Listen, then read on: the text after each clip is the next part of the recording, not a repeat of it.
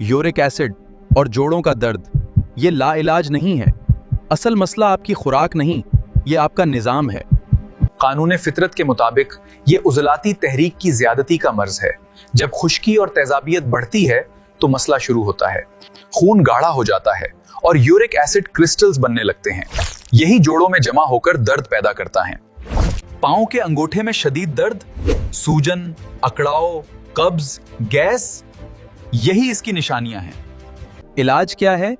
उज़लाती निज़ाम की तहरीक को कंट्रोल करना है और गुद्दी निज़ाम को एक्टिवेट करना है।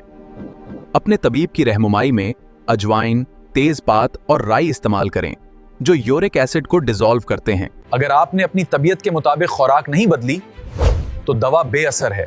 तेजाबियत वाली चीजें फौरी बंद करें। अब बताएं आपको कहां दर्द है, पाँव, घुटना या पूरा जिस्म? मजीद मुफीद मालूमात के लिए कमेंट करें, हम आपकी रहनुमाई करेंगे।